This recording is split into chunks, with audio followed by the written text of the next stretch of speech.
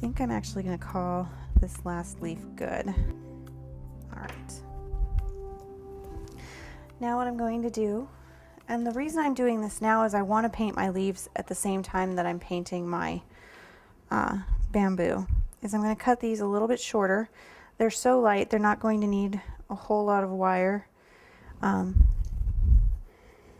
them to be secure. So I'd like to figure out exactly where I want my doubles first, since they take up the most space. And then, like I said, I'm going to insert them right into the fondant itself. You can always cut it shorter if you need to.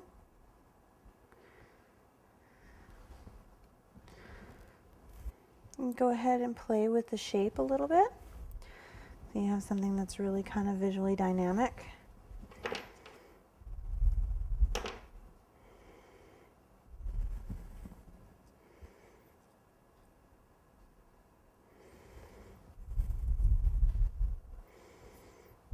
So I forgot to mention it earlier, but you're also going to need something kind of white and plain, and you can use either an artist's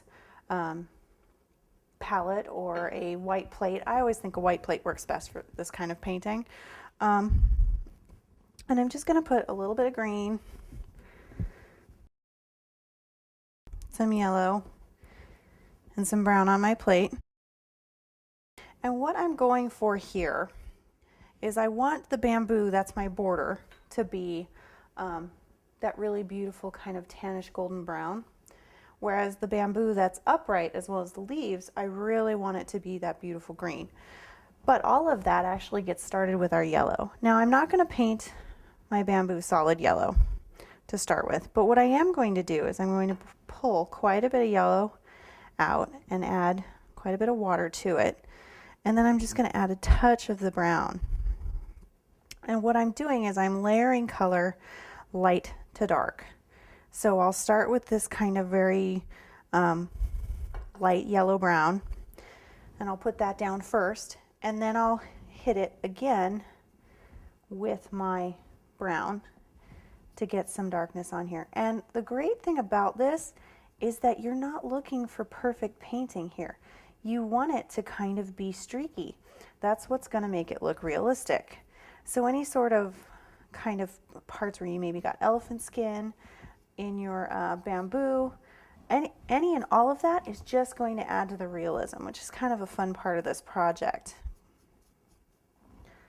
So we're not looking for perfection here.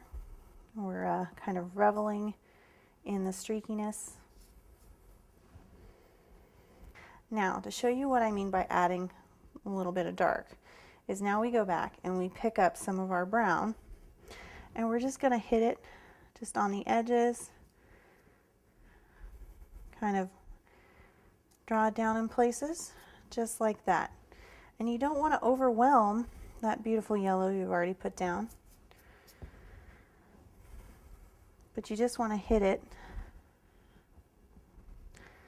in some places, and some places will be darker than others and some will be lighter than others, and that's what's really going to make it look realistic. And then when you come down here to your ends, really get inside those ends.